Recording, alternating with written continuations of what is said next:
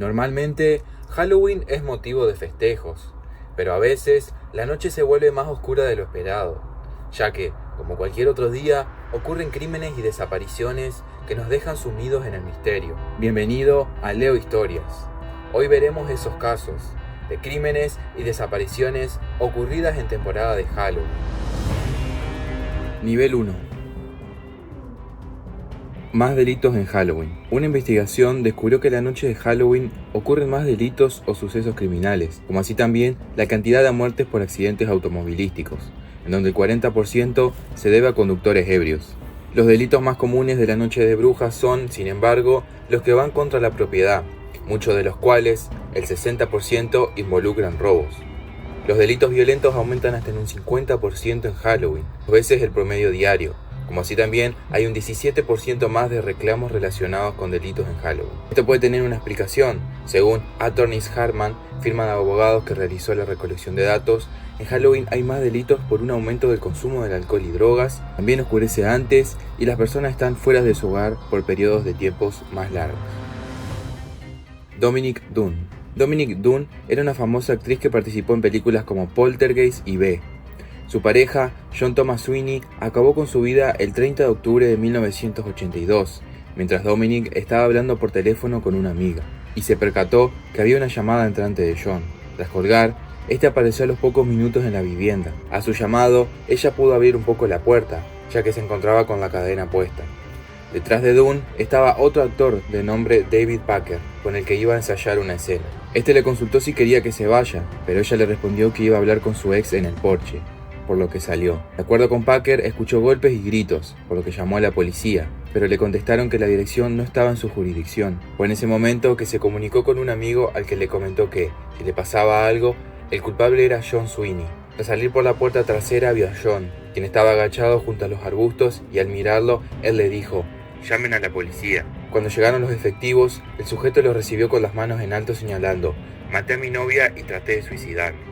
Aún con vida, la muchacha fue trasladada al hospital, pero al llegar su corazón se había parado por completo.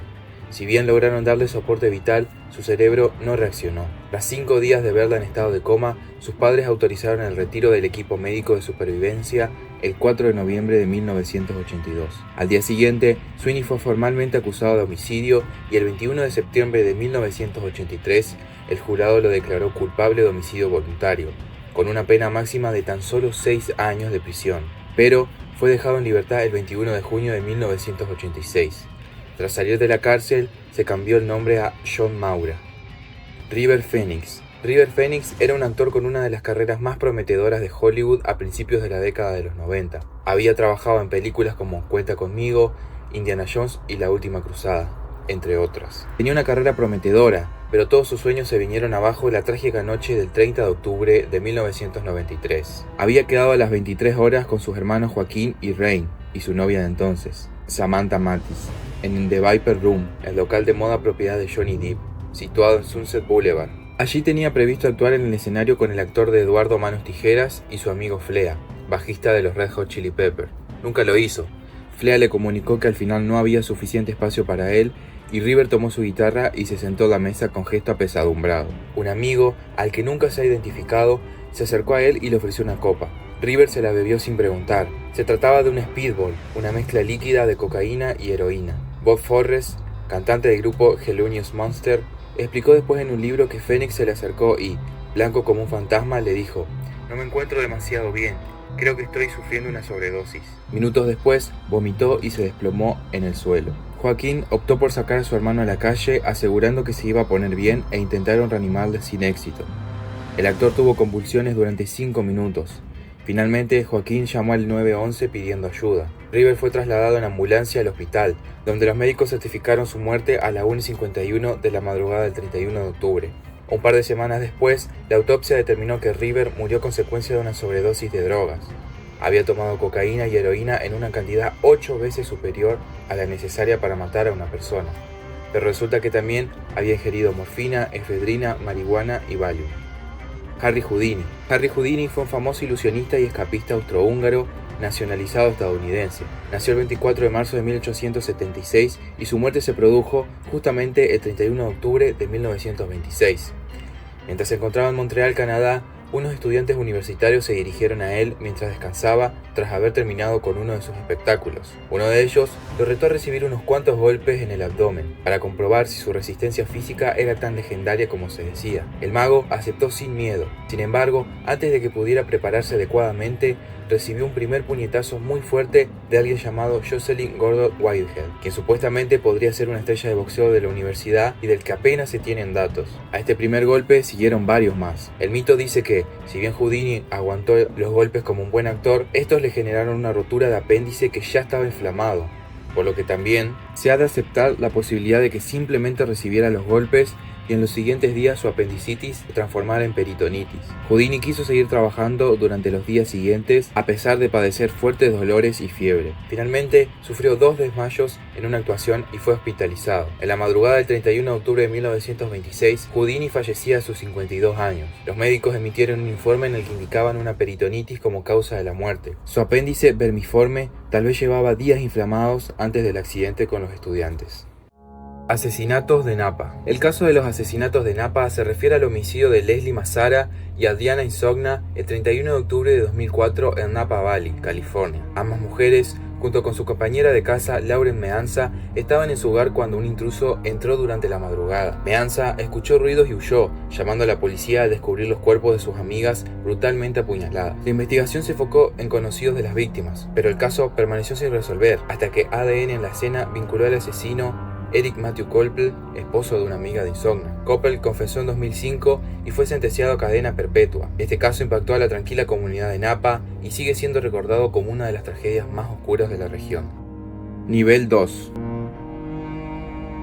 María Dolores. En 2008, en Ripollet, Barcelona, un joven de 14 años llamado Sergio degolló a la adolescente María Dolores, quien estaba enamorado del mismo, pero este no le correspondía. Iban a la misma clase en segundo de la ESO en un instituto del municipio barcelonés de Ripollet. Maore, como le decían sus amigos, se había encontrado con Sergio y se habían besado en el parque. Dicho suceso fue grabado con un celular y la chica, para hacer público su amor hacia Sergio, subió el video en internet. A Sergio no le sentó nada bien, ya que tenía novia y no quería que ésta se enterase. El 31 de octubre por la noche fue a casa de la chica a pedirle explicaciones, y lo que en un principio iba a ser una recriminación acabó en un brutal asesinato. La joven fue hallada muerta en un descampado cercano a su casa el sábado por la mañana, el 1 de noviembre. Había sido degollada y tenía varios navajazos. Su cara estaba deformada por los golpes provocados por una barra de hierro, tanto que en un principio al forense le costó calcular la edad de la chica.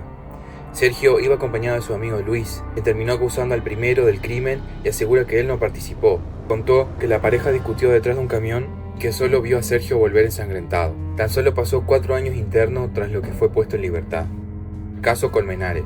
El caso de Luis Andrés Colmenares es uno de los más mediáticos y controversiales en Colombia. En 2010, Colmenares, un estudiante de 20 años, fue encontrado muerto en un canal de aguas pluviales en Bogotá tras una noche de fiesta en Halloween. Inicialmente, la muerte fue catalogada como un accidente, pero las sospechas crecieron cuando su familia exigió una nueva investigación, asegurando que había sido asesinado. La investigación se reabrió y 2 jóvenes, Laura Moreno y Jessie Quintero, fueron acusadas de estar involucradas en su muerte. Durante años, la opinión pública se dividió y el caso pasó por múltiples instancias legales. En 2017, Moreno y Quintero fueron absueltas por falta de pruebas que las incriminaran directamente en un homicidio. Hasta la fecha, la muerte de Colmenares sigue envuelta en misterio, ya que las pruebas forenses no lograron determinar con certeza si fue un accidente o un homicidio, y el caso ha quedado sin culpables. Si quieren que hable más a fondo sobre este caso, déjenmelo en los comentarios. Carl Jackson. Otra tradición muy común durante el Halloween en Estados Unidos, además del truco o trato y el disfrazarse, es el lanzamiento de huevos. Durante esta noche, grupos de adolescentes se dedican a lanzar huevos a las casas y coches de desconocidos. Esto no le sentó muy bien a Carl Jackson, quien se bajó del coche para recriminar a los jóvenes su acto. Uno de los adolescentes, Curtis Sterling, de 17 años, sacó una pistola y acabó con la vida del conductor. Martha Moxley. En la víspera de Halloween, la joven de 15 años Martha Moxley no regresó a casa tras acudir a una fiesta. Su cuerpo apareció en la mañana del 31 de octubre cerca de su residencia familiar con la cabeza desfigurada. El arma del crimen fue un palo de golf que pertenecía a Ann Skakel, esposa de Rushton Skakel, y madre, junto a este, de una hija y 6 hijos. Ann había fallecido a causa de su cáncer. Su viudo y sus hijos eran una de las familias más ricas y destacadas de Belle Haven, y Martha pertenecía a la pandilla de amigos de 2 de los chicos, Tommy y Michael. Junto a ellos estuvo en su casa en una fiesta celebrada la noche de su muerte. Se dio la circunstancia de que Rushton Skakel era hermano de Ethel Kennedy, viuda de Bobby Kennedy, y la cabeza femenina visible del clan más poderoso en aquel momento en Estados Unidos. Quizás este hecho forzó que la investigación centrara su mirada en un sospechoso ajeno a la familia Skakel, a pesar de los antecedentes violentos de Tommy y Michael. El señalado como sospechoso del crimen fue un joven llamado Kenneth Littleton, que Rushton había contratado para que ejerciera de tutor de Michael y Tommy. Finalmente, Michael terminó siendo acusado formalmente como el asesino de Martha Moxley y condenado a 27 años de cárcel. Asesino de Halloween. La mañana del 31 de octubre de 2010, Devon Griffin regresó a su casa en Ohio, luego de asistir al servicio religioso de los domingos. Eran las 13:30 cuando el joven de 16 años abrió la puerta de su casa con la intención de descansar luego de una mañana ajetreada y tras haber pasado la noche fuera de casa, específicamente en el hogar de su padre biológico. No obstante, al poco tiempo se percató que la casa permanecía en un extraño silencio, mayor al habitual, considerando que a esa hora sus padres y hermanos solían estar despiertos. Sabía que su madre, Susan Liske, a esa hora solía estar haciendo quehaceres del hogar. Acto seguido, decidió ir a la habitación que compartía con su padrastro para ver si estaba todo en orden, pero entonces comenzó la tragedia. Cuando entró en el dormitorio principal, el adolescente se encontró con los cuerpos de su madre y su padrastro, William E. Liske, tendidos en la cama tapados con un acolchado café sobre sus cabezas. Pronto vio la sangre correr por el piso y entendió que ambos estaban muertos. Devon llamó a su tía para pedir ayuda y luego marcó al 911 relatando la tragedia. Una vez que llegó la policía y los servicios de emergencia, encontraron un tercer cadáver. Se trataba del hermano mayor de Devon, Derek, quien fue asesinado a sus 23 años y murió tras recibir golpes repetidos mediante un objeto contundente. Su cuerpo fue encontrado sobre la cama en posición acurrucada mirando hacia la pared. Susan y William fallecieron producto de una serie de disparos en la cabeza y rostro. Además, los análisis arrojaron que la mujer fue violada en reiteradas ocasiones por el asesino. Respecto al elemento con el que actuó el culpable, los forenses encontraron un martillo ensangrentado en dependencias de la casa, pero además sospecharon que el arma de fuego empleada fue desechada en una laguna cerca del domicilio. No obstante, tras drenar el lugar, esta nunca fue hallada. Tras confirmarse la muerte de los tres familiares, el alguacil del condado de Ottawa, Bob Bratton, confirmó que los análisis determinaban que no hubo evidencia aparente de lucha, lo que hizo pensar en que el crimen lo cometió alguien cercano. De inmediato, el hijo mayor de William B.J. Liske Jr., fue identificado como sospechoso. Devon reveló que estuvo momentáneamente en su casa la mañana del 31 de octubre y que vio a su hermanastro al interior, aunque no le dio importancia. Contó que estuvo un periodo breve para cambiarse de ropa antes de ir a la iglesia. Posterior a esta revelación,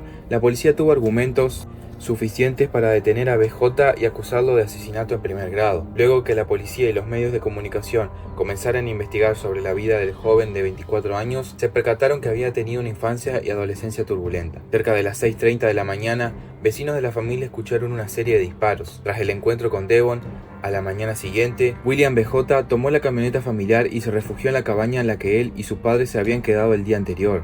Estuvo cerca de una hora hasta que los alguaciles locales lo arrestaron. En 2011, BJ se declaró culpable de 3 cargos de homicidio agravado. A cambio de su declaración, los fiscales acordaron que no se le condenara a la pena de muerte y, en su lugar, recomendaron cadena perpetua sin libertad condicional. A sus 29 años, el 31 de marzo de 2015, BJ fue encontrado muerto en su celda al interior de la prisión local. Su causa de muerte fue una lesión autoinfligida. Nivel 3. Yoshihiro Hattori. Yoshihiro Hattori era un estudiante de intercambio que quería vivir esta fiesta al estilo norteamericano. En 1992, el joven japonés, ataviado con su disfraz de John Travolta, se dirigió a la que él creía la casa en la que se celebraba la fiesta, pero llamó a la puerta equivocada. El dueño de la casa, Rodney Pierce, no dudó en asestarle un tiro a quemarropa al chico de 16 años, matándolo en el acto. Según el detenido, se sintió intimidado por el aspecto del joven e hizo caso omiso a su orden de alto, que vino condicionada por el escaso inglés que el joven hablaba. El debate de la tenencia de armas y la impunidad de uso se abrió aún más. Tom Hagen. El 31 de octubre de 2018, Tom Hagen, un hombre destacado por ocupar el puesto 172 en la lista de las personas más ricas, llegó a casa y descubrió que su mujer no estaba. Encontró una nota en la que se le comunicaba que su esposa, llamada Anne Elizabeth Hagen, había sido secuestrada y en la que se le exigía un rescate a cambio de $9,5 millones. El caso tomó unas dimensiones descomunales en los medios noruegos, en donde vivía el millonario. El mismo contaba con una sólida coartada. Algunos de sus empleados declararon que se encontraba en su lugar de trabajo cuando Anne Elizabeth Hagen desapareció. Pero la teoría del secuestro comenzó a desmoronarse con el paso del tiempo y ante la ausencia de contacto por parte de los supuestos secuestradores. En abril de 2019, el caso dio un giro sorprendente para muchos. Don Hagen fue arrestado por la policía y acusado de asesinato o conspiración de asesinato. Los investigadores estaban convencidos de que Hagen simuló los pedidos de rescate y de que fue él quien asesinó a su esposa. Don Hagen negó siempre los cargos y, ante la ausencia de pruebas contundentes, el Tribunal Superior de Noruega obligó a su puesta en libertad tan solo una semana después de su arresto. El caso sigue sin resolverse. Marvin Brundtland. En 1982, Marvin Brundtland, de 62 años de edad, vivía con su esposa Ethel en Fort Dodge, Iowa. En Halloween de ese año, los Brundtland tenían que decidir si escogían truco o trato para las personas que venían a su casa. En una de esas ocasiones, abrieron la puerta y se vieron sorprendidos por un hombre que llevaba una máscara. Él dijo: truco o trato, denme todo el dinero o disparo. Los Brundtland pensaron que les estaba gastando una broma e intentaron quitarle la máscara, pero el hombre no les dejó. En ese momento, el hombre enmascarado entró a la casa y sacó un arma. Exigió a la pareja que lo llevaran al sótano y que le dieran todo el dinero que tuvieran en la caja fuerte. Los Brundtland sospecharon, ya que muy poca gente sabía de la existencia de su caja fuerte en el sótano. Por esa razón, Marvin estaba convencido de que algún familiar o amigo les estaba gastando una broma. Cuando el hombre enmascarado lo llevaba al sótano, a través de la cocina, Marvin intentó arrebatarle el arma. El intruso terminó disparándole a Marvin en la garganta mientras salía corriendo de la casa y se le caía la máscara. Ethel quedó traumatizada por la muerte de su esposo y murió solo unos meses después. Con los años, un conocido de la familia Brundtland alardeaba supuestamente de haber cometido dicho crimen, por lo que se realizaron diversas pruebas de ADN en la máscara. Aún así, no había material suficiente para realizar dichas pruebas, por lo que no hubo evidencias suficientes para el sospechoso. El caso Brundtland quedó sin resolver. Candyman. Durante años ha habido muchos padres en Estados Unidos que prohibieron a sus hijos hacer el típico truco o trato casa por casa por culpa de un hecho que tuvo lugar en 1974. En Texas, un padre dio a sus hijos y a otros niños del vecindario golosinas envenenadas. En su interior escondían cianuro que fue mortal para su hijo de 8 años, Timothy. El padre, Ronald O'Brien, contrató antes del asesinato varios seguros de vida por $40,000 para sus hijos, Timothy y Elizabeth. Esta última no comió los caramelos, pero el primero sí. También había distribuido caramelos envenenados a otros niños, ninguno los comió, en un intento de encubrir su crimen. Ronald O'Brien fue descubierto y condenado a muerte. Fue ejecutado en 1984 y siempre será recordado como Candyman, el hombre que mató en Halloween con caramelos. La mujer de medias naranjas. Debra Louise Jackson, conocida informalmente como Orange Socks, medias naranjas, fue una víctima de asesinato estadounidense no identificada durante 40 años antes de serlo a través de la coincidencia de ADN con una hermana en 2019. Se cree que su asesinato tuvo lugar el 30 o 31 de octubre de 1979 en Georgetown, Texas. Su cuerpo fue encontrado desnudo, a excepción del par de medias naranjas de los que deriva el apodo. Había sido estrangulada y se creía que había muerto solo unas horas antes del descubrimiento. El cuerpo de Jackson fue hallado en una zanja bajo la Interestatal 35 en Texas, tras haber sido violada, estrangulada y arrojada desde un paso elevado. Presentaba hematomas en el cuello y en otras partes del cuerpo, pero ningún hueso roto. Tenía características físicas notables, como cabello castaño teñido rojizo, ojos avellana, dientes bien cuidados y una cicatriz bajo el mentón. Junto a ella se halló una toalla de manos y 2 cajas de fósforos, una de un hotel en Oklahoma, lo que sugiere que podría haber sido autoestopista. La policía investiga si su asesinato está relacionado con otros en la misma zona. Henry Lee Lucas confesó y fue condenado por su asesinato, aunque se han planteado dudas sobre su implicación en este crimen. Su condena no fue anulada igualmente. Existe una fuerte evidencia de que estaba en Florida cuando se produjo este asesinato. Nivel 4. Lisa Ann French. En el otoño de 1973, una tragedia escalofriante se desarrolló en Fond du Lac, Wisconsin. La vida de la joven Lisa Ann French se vio brutalmente truncada en la noche de Halloween. La muerte prematura de Lisa a manos de su vecino Gerald Miles Turner Jr., quien había traído a la pequeña a su casa. En las horas siguientes, la vida de Lisa dio un giro trágico al verse sometida a horrores inimaginables. Un equipo de búsqueda recorrió la ciudad en busca de la niña desaparecida, lo que finalmente llevó al triste descubrimiento del cuerpo sin vida de Lisa. Las repercusiones de su asesinato se extendieron mucho más allá de Fond du Lac, lo que provocó la adopción de medidas legislativas y la creación de la ley de Turner, una respuesta a la liberación del asesino de Lisa en libertad condicional. Esta ley allanó el camino para la detención de personas potencialmente peligrosas en centros de salud mental, lo que garantizaba que quienes representaran una amenaza para la sociedad no quedaran sin control. El 23 de febrero de 2022, el juez denegó la liberación de Turner y dictaminó condenarlo a internarse en un centro de salud mental de alta seguridad.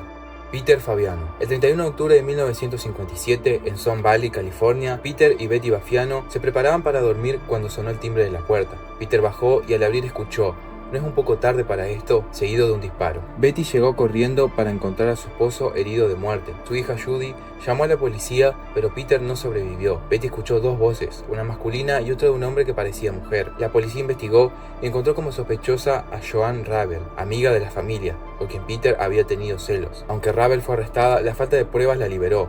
Un mes después, una llamada anónima llevó a la policía a un casillero donde hallaron un arma que coincidía con la utilizada en el asesinato, registrada a nombre de Goldine Paiser, un asistente de laboratorio. Paiser fue arrestada y confesó que Ravel la había obligado a disparar. La investigación reveló que Peter y Betty se conocieron en los años 40, casándose en 1950. En 1956 se mudaron a Los Ángeles y abrieron salones de belleza donde Ravel trabajó. Betty se mudó con Ravel durante una crisis marital, lo que llevó a Peter a exigir que Betty cortara todo contacto con ella. Ravel luego sedujo a Paiser. Ambas fueron acusadas de asesinato en primer grado, pero la carga se redujo a segundo grado. Recibieron una sentencia de 5 años. Paiser murió en 1998 y Ravel desapareció de la vista pública. Betty falleció en 1999. Asesinos de la caja de herramientas. Lawrence Sigmund Whitaker y Roy Lewis Norris, también conocidos como Toolbox Killers o asesinos de la caja de herramientas, fueron dos asesinos en serie y violadores estadounidenses que cometieron el secuestro, violación, tortura y asesinato de 5 adolescentes en el sur de California durante un periodo de 5 meses en 1979. Empleaban picahielos y destornilladores para infligir el dolor más profundo.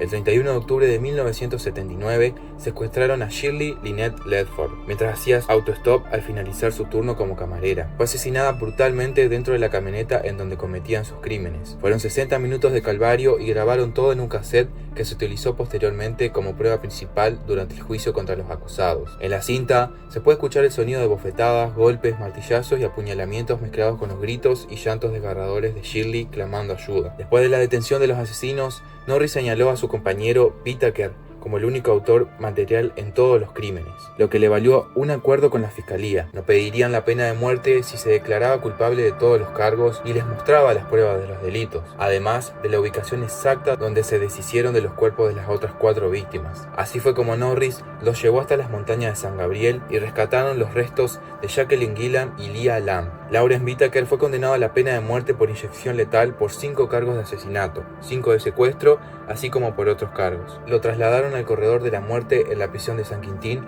hasta el día de su ejecución, el 22 de marzo de 1981, aunque esta fue conmutada finalmente por cadena perpetua. Roy Norris evitó la pena de muerte por cooperar en la investigación policial y fue sentenciado a cadena perpetua sin posibilidad de libertad condicional. Permaneció en la prisión de Pelican Bay, California, hasta su muerte el 24 de febrero de 2020. Según constan en los registros penitenciarios, falleció por causas naturales, al igual que Whitaker, que murió unos meses antes que su compañero en diciembre de 2019.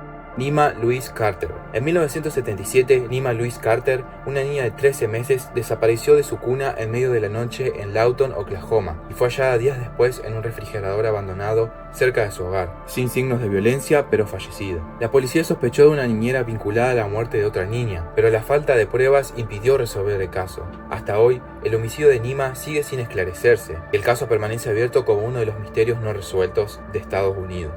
Desaparición de Steve Daman. Steve Daman era un niño de 2 años que desapareció el 31 de octubre de 1955 en Long Island, Nueva York. Su madre lo dejó en su cochecito junto a su hermana bebé mientras estaba en una tienda. Al salir, encontró el cochecito vacío y a ambos niños desaparecidos. Poco después, la bebé fue hallada ilesa cerca del lugar, pero Steve nunca fue encontrado. La desaparición generó una búsqueda nacional y múltiples teorías, aunque ninguna llegó a resolver el caso, que sigue siendo uno de los más grandes misterios de niños desaparecidos en Estados Unidos.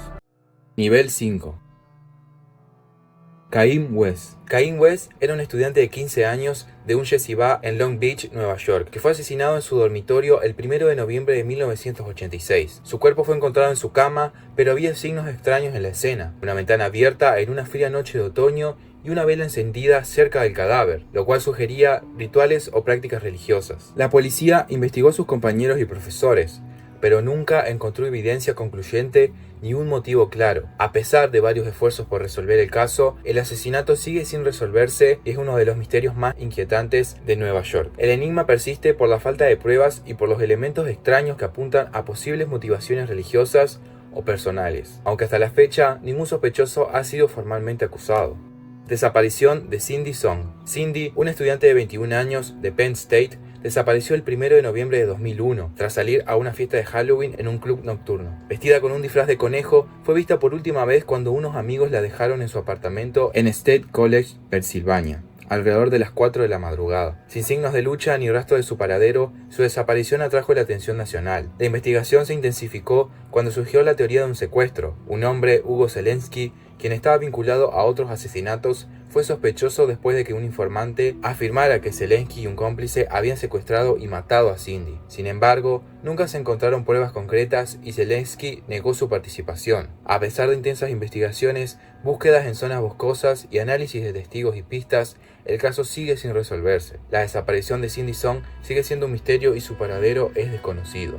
Asesinato de la monja Benz. Johnny Frank Garrett fue condenado por el asesinato de la monja Thadea Benz el 31 de octubre de 1981 en Amarillo, Texas. La hermana Benz, de 76 años, fue encontrada muerta en su convento, habiendo sufrido abuso sexual, estrangulamiento y múltiples heridas. Garrett fue arrestado después de que una huella dactilar suya se encontrara en el convento, y se argumentó que su confesión fue obtenida de manera coercitiva, ya que la familia y sus abogados alegaron que Johnny sufría problemas mentales graves. Su juicio estuvo plagado de irregularidades. Por ejemplo, a pesar de que los abogados defensores mencionaron que Garrett tenía problemas de salud mental y un historial de abuso infantil, estos factores no se usaron como defensa. Adicionalmente, surgieron dudas sobre la calidad de las pruebas presentadas, especialmente respecto a las huellas y al ADN. Testigos expertos más tarde cuestionaron las pruebas forenses usadas en su contra, sugiriendo posibles inconsistencias y contaminación de la escena. Mientras la fecha de ejecución se acercaba, activistas y figuras públicas pidieron clemencia debido a las circunstancias de su infancia y a las irregularidades del caso. Incluso el Papa Juan Pablo II solicitó que se le conmutara la sentencia, pero fue ejecutado igualmente el 11 de febrero de 1992. En sus últimos momentos, Garrett mantuvo su inocencia y su caso sigue siendo polémico. Patricia Ward. Patricia Ward era una profesora de 66 años, quien fue decapitada por su propio hijo, Derek Ward, de 36 años, en su hogar en Farmingdale, Nueva York. Se reportó que el incidente ocurrió tras una discusión. Después del crimen, Derek se lanzó a las vías del tren y fue atropellado por un tren suburbano, muriendo finalmente. Los vecinos inicialmente pensaron que se trataba de una broma de Halloween y el cuerpo de Patricia fue encontrado en la calle. Derek tenía antecedentes de problemas mentales y violencia. Jesús Rosado Jiménez. El caso de Jesús Rosado Jiménez involucra un trágico asesinato que ocurrió en la localidad de Palomares del Río, Sevilla, durante la madrugada del 1 de noviembre de 2022, en la noche de Halloween. Jesús, de 18 años, fue apuñalado mortalmente por un grupo de jóvenes armados que lo abordaron cuando regresaba a su casa. El ataque fue brutal. Dos jóvenes, uno menor de edad y otro mayor, asaltaron a Jesús pidiéndole que entregara sus pertenencias. Al negarse, lo golpearon y le asestaron múltiples puñaladas, incluyendo una que le alcanzó el corazón, causándole la muerte en la puerta de su hogar. Su madre, al encontrarlo, expresó su profundo dolor y confusión a través de las redes sociales, y la comunidad local se unió en un acto de duelo pidiendo justicia por su muerte. El menor involucrado fue condenado a 9 años de internamiento en un centro de menores y 5 años de libertad vigilada, tras ser considerado coautor del crimen. Otro adulto también está pendiente de juicio relacionado con el caso. La violencia del suceso ha generado una preocupación considerable en la comunidad, que ha experimentado un aumento de la delincuencia, especialmente durante celebraciones como Halloween. Gracias por llegar hasta acá. Si el video te gustó, te recomiendo que visites mi canal, en donde vas a encontrar casos igual de interesantes. Asimismo, si querés que trate algún caso en profundidad, déjamelo en los comentarios. Sin nada más que decir, nos vemos en el próximo video. Te mando un gran saludo.